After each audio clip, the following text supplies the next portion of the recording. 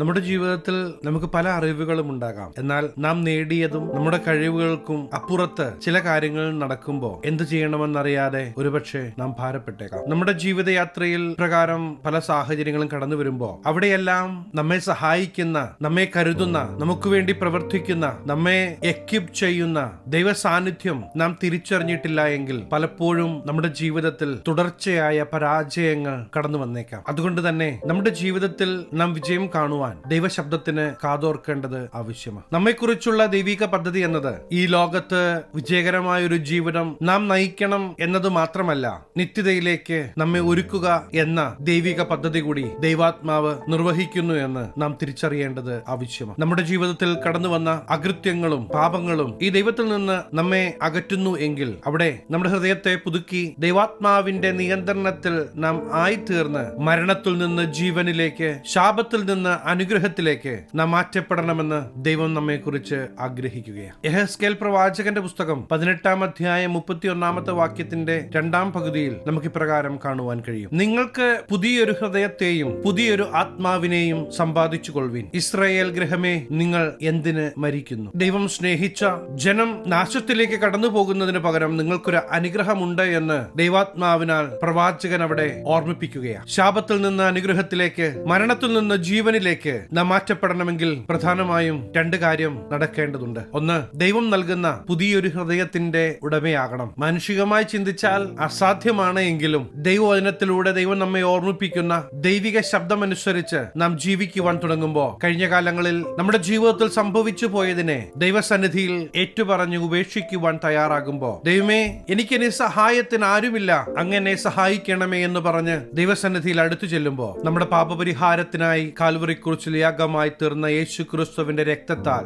നാം ശുദ്ധരാകുകയും ദൈവത്തിന്റെ മകനും മകളുമായി മാറുകയും ചെയ്യുകയാണ്. അപ്രകാരം ദൈവത്തോട് ചേർന്ന് നിൽക്കുമ്പോൾ ദൈവത്തിലുള്ളത് അറിയുവാൻ, ദൈവഹൃദയം അറിയുവാൻ നമുക്ക് കഴിയും. പല കാര്യങ്ങളും ശ്രമിച്ച് പരാജയപ്പെട്ട അവസ്ഥയ്ക്കൊരു മാറ്റം വന്ന് നമ്മെ വഴി നടത്തുന്ന പരിശുദ്ധാത്മാവിന്റെ സാന്നിധ്യം നാം തിരിച്ചറിയുവാൻ തുടങ്ങും. അതെ, ജീവിതയാത്രയിൽ ദൈവിക നന്മകൾ നാം അനുഭവിക്കുവാൻ തടസ്സമായി നിൽക്കുന്ന സകലത്തിൽ നിന്നും പുറത്തു വരുവാൻ ദൈവാത്മാവ് നമ്മെ സഹായിക്കും. അതുകൊണ്ട് തന്നെ പരിശുദ്ധാത്മാവിന്റെ ശബ്ദത്തിന് നാം ഏൽപ്പിച്ചു കൊടുക്കേണ്ടത് ആവശ്യമാണ്. യെഹെസ്കേൽ പ്രവാചകന്റെ പുസ്തകം 36-ാം അധ്യായം 26-ാമത്തെ വാക്യത്തിൽ നമുക്ക് പ്രകാരം കാണുവാൻ കഴിയും: ഞാൻ നിങ്ങൾക്ക് പുതിയൊരു ഹൃദയം തരും, പുതിയൊരു ആത്മാവിനെ ഞാൻ നിങ്ങളുടെ ഉള്ളിൽ ആക്കി, കല്ലായുള്ള ഹൃദയം ഞാൻ നിങ്ങളുടെ ജഡത്തിൽ നിന്ന് നീക്കി, മാംസമായ ഒരു ഹൃദയം നിങ്ങൾക്ക് തരും. മനുഷ്യർക്ക് തന്നെത്താൻ ചെയ്യാൻ കഴിയാത്തതും മനുഷ്യർക്ക് ചെയ്യാനാകാത്തതുമായ ഈ കാര്യങ്ങൾ ദൈവം ചെയ്യുമെന്ന് പ്രവാചകനിലൂടെ ദൈവം നമ്മെ ഓർമ്മിപ്പിക്കുകയാണ്. എന്റെ ശബ്ദം കേൾക്കുന്ന പ്രിയ ദൈവജനമേ, ശത്രുവായവൻ നിങ്ങളുടെ ഹൃദയത്തിൽ കൊണ്ടുവന്നിടുന്ന ചിന്തകൾ മുഖേന നിങ്ങളുടെ മനസ്സമാധാനം നഷ്ടപ്പെടുന്നെങ്കിൽ, നിങ്ങളുടെ ഉറക്കം നഷ്ടപ്പെടുന്നെങ്കിൽ, ഇന്ന് ദൈവാത്മാവിൽ ഞാൻ നിങ്ങളെ ഓർമ്മിപ്പിക്കാൻ ആഗ്രഹിക്കുന്നത്, ഈ യേശുവിന് നിങ്ങളെ വിടുവിക്കുവാൻ കഴിയും. യേശുവിന്റെ അടുക്കലേക്ക് നിങ്ങൾ കടന്നു വന്നാൽ ദൈവത്തിന്റെ പ്രവൃത്തി നിങ്ങൾ കാണും. നിങ്ങൾ ദൈവിക സമാധാനം നിങ്ങളുടെ ജീവിതത്തിൽ നിങ്ങൾ അനുഭവിക്കുവാൻ തുടങ്ങും. ദൈവിക പദ്ധതികൾ നാം തിരിച്ചറിയണമെങ്കിൽ ദൈവാത്മാവിന്റെ നിയന്ത്രണം കൂടിയേ തീരൂ. അതുകൊണ്ട് തന്നെ നമ്മുടെ ജീവിതയാത്രയിൽ നാം വിജയം കാണണമെങ്കിൽ നമ്മോട് കൂടെ ഇരിക്കുവാൻ ദൈവം നമുക്ക് നൽകിയ പരിശുദ്ധാത്മാവിന്റെ ശബ്ദത്തെ നാം അവഗണിക്കരുത്. നാം നശിച്ചു പോകരുത്, നഷ്ടപ്പെട്ടു പോകരുത് എന്ന് ദൈവം ആഗ്രഹിക്കുന്നത് കൊണ്ട് ദൈവിക ശബ്ദം നമ്മെ ഉണർത്തുന്ന പല സമയങ്ങളും നമ്മുടെ ജീവിതയാത്രയിൽ നമുക്ക് അനുഭവിച്ചറിയുവാൻ കഴിയും. അതുകൊണ്ട് തന്നെ നമ്മുടെ ജീവിതത്തിലെ എല്ലാ മേഖലകളിലും ദൈവ സാന്നിധ്യം നാം അനുഭവിക്കണമെന്നും ദൈവിക കരുതൽ നാം തിരിച്ചറിയണമെന്നും ദൈവം ആഗ്രഹിക്കുകയാണ്. നമ്മെ ഭാരപ്പെടുത്തുന്ന, നമ്മുടെ ഉറക്കം കളയുന്ന, നമ്മുടെ ഹൃദയത്തിലെ സകല വിഷയങ്ങളെയും ദൈവത്തിന്റെ കരത്തിൽ കൊടുത്ത് നാം ഒന്ന് ഫ്രീ ആകണമെന്ന് ദൈവം നമ്മെ കുറിച്ച് ആഗ്രഹിക്കുകയാണ്. രാജാതിരാജാവും കർത്താതി കർത്താവുമായ ഈ ദൈവത്തിന്റെ പ്രവൃത്തി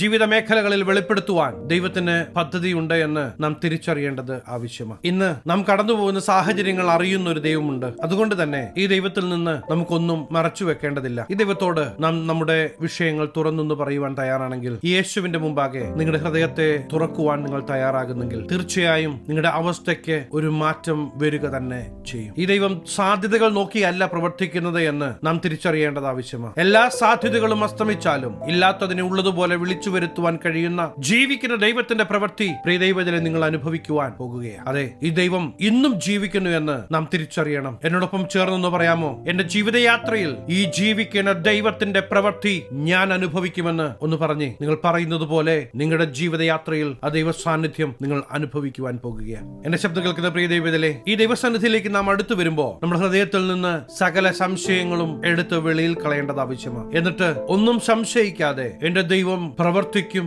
എന്റെ ദൈവത്തിന്റെ പ്രവൃത്തി ഞാൻ കാണും എന്ന വിശ്വാസത്തോടെ ദൈവസന്നിധിയിൽ നാം കാര്യങ്ങൾ ഉണർത്തിക്കേണ്ടത് ആവശ്യമാണ്. അതുകൊണ്ടാണ് യാക്കോബ് 1:6-7 വാക്യങ്ങൾ നമുക്ക് ഇപ്രകാരം കാണുവാൻ കഴിയുന്നത്. എന്നാൽ അവൻ ഒന്നും സംശയിക്കാതെ വിശ്വാസത്തോടെ ചോദിക്കണം. സംശയിക്കുന്നവൻ കാറ്റടിച്ച് അലയുന്ന കടൽ തിരക്ക് സമൻ. ഇങ്ങനെയുള്ള മനുഷ്യൻ കർത്താവിൽ നിന്ന് വല്ലതും ലഭിക്കുമെന്ന് നിരൂപിക്കരുത്. ദൈവത്തിന് നമ്മെ ഓർമ്മിപ്പിക്കുന്നത് സംശയിക്കാതെ ഈ ദൈവത്തിന്റെ അടുക്കിലേക്ക് നമ്മുടെ വിഷയങ്ങളെ ഇറക്കി വെക്കാം. എന്റെ ദൈവത്താൽ ഇത് സാധിക്കുമെന്ന് നമുക്ക് പറയുവാൻ തുടങ്ങാം. ജീവിതയാത്രയിൽ സകലതും അസാധ്യമെന്ന് പറയുമ്പോഴും നമ്മുടെ സകലരും ഇംപോസിബിൾ എന്ന് പറയുമ്പോഴും നിരാശപ്പെടരുത്. കാരണം സകലത്തിന്റെ മേലും നിയന്ത്രണമുള്ള ജീവിക്കുന്ന ദൈവം നമുക്ക് വേണ്ടി പ്രവർത്തിക്കുമെന്ന് നാം മറന്നു പോകരുത്. അതുകൊണ്ട് തന്നെ നമ്മുടെ ഹൃദയത്തിൽ വരുന്ന സകല ദുഷ്ടന്റെ ചിന്തകളെയും നമുക്കൊന്ന് എടുത്ത് വെളിയിൽ കളയാം. എന്നിട്ട് ഒരു പുതിയ ഹൃദയം നാം പ്രാപിക്കാം. ദൈവം നൽകുന്ന ചിന്തകളാകട്ടെ നമ്മുടെ ഹൃദയത്തെ ഭരിക്കുന്നത്, നമ്മുടെ ജീവിതത്തെ ഭരിക്കുന്നത്. അങ്ങനെ ദൈവാത്മാവിന്റെ ശബ്ദത്തിന് മുമ്പാകെ നാം ഏൽപ്പിച്ചു കൊടുക്കുമ്പോൾ തീർച്ചയായും ദൈവിക വാഗ്ദത്തങ്ങളുടെ നിവർത്തീകരണം പ്രിയ ദൈവത്തിലെ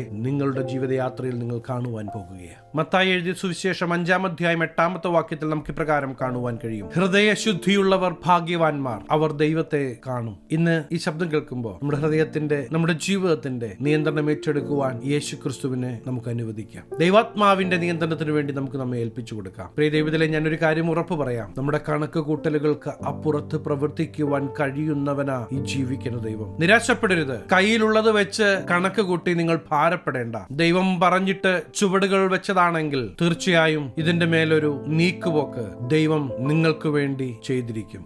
ആരും സഹായിച്ചില്ല എന്നതല്ലേ നിങ്ങളുടെ നിരാശ? സാരമില്ലെന്നേ, മാനുഷിക സഹായങ്ങൾക്ക് പരിധികളുണ്ട്, പരിമിതികളുണ്ട്. അതിന്റെ അപ്പുറത്ത് അഖിലചരാചരങ്ങളെ ഒറ്റ വാക്കിൽ ഉളവാക്കിയവൻ നിങ്ങളുടെ കൂടെയുണ്ട് എന്ന് തിരിച്ചറിഞ്ഞ് ജീവിതയാത്ര ധൈര്യമായി മുന്നോട്ട് നയിക്കണം. ഈ ദിവസങ്ങളിൽ ദേശങ്ങൾക്ക് നിങ്ങളൊരു അനുഗ്രഹമായി മാറും. കാരണം യേശുവ നിങ്ങളുടെ കൂടെയുള്ളത്. മുറിപ്പെടുത്തുന്ന വാക്കുകളും നിന്ദകളും പരിഹാസങ്ങളും കേൾക്കുമ്പോൾ അത് നമ്മുടെ ഹൃദയത്തിൽ കൊണ്ടു നടക്കാതെ, അതിന് പ്രതികാരം ചെയ്യണമെന്നുള്ള ആഗ്രഹം നാം കൊണ്ടു നടക്കാതെ സകലതും നിർവഹിക്കുന്ന ദൈവത്തിന്റെ കരത്തിൽ ഏൽപ്പിച്ചു കൊടുക്കണം. നാം ഒന്ന് ഫ്രീ ആകണം. ഇന്ന് ദൈവം നമുക്ക് നൽകുന്ന നമ്മുടെ ആയുസ് സന്തോഷത്തോടെ ദൈവത്തോട് ചേർന്ന് ജീവിക്കണമെന്നും ദൈവത്തിന്റെ സ്നേഹം മറ്റുള്ളവരോട് പറയുന്നവരാകണമെന്നും ദൈവം നമ്മെ കുറിച്ച് ആഗ്രഹിക്കുകയാണ്. ഇന്ന് ദൈവം നിങ്ങളോട് സംസാരിച്ചിട്ടുണ്ടെങ്കിൽ, ദൈവശബ്ദത്തിന്റെ മുമ്പാകെ നിങ്ങൾ ഏൽപ്പിച്ചു കൊടുക്കാൻ തയ്യാറാണെങ്കിൽ ഞാൻ നിങ്ങൾക്ക് വേണ്ടി പ്രാർത്ഥിക്കുവാൻ ആഗ്രഹിക്കുകയാണ്. കണ്ണുകളെ അടയ്ക്കാം, നമുക്ക് പ്രാർത്ഥിക്കാം. മഹാപരിശുദ്ധനായ ഞങ്ങളുടെ സ്വർഗീയ പിതാവേ, ജീവിതയാത്രയിൽ കടന്നു വരുന്ന സാഹചര്യങ്ങളുടെ മേലെല്ലാം പ്രവർത്തിക്കുവാൻ കഴിയുന്ന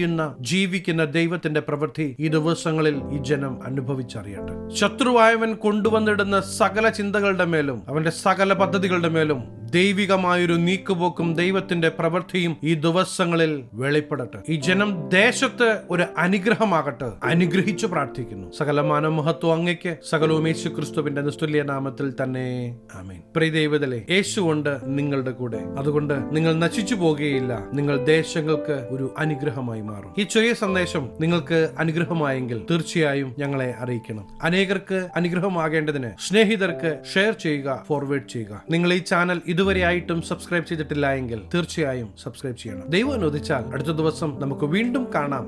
സ്റ്റേ ബ്ലെസ്ഡ്.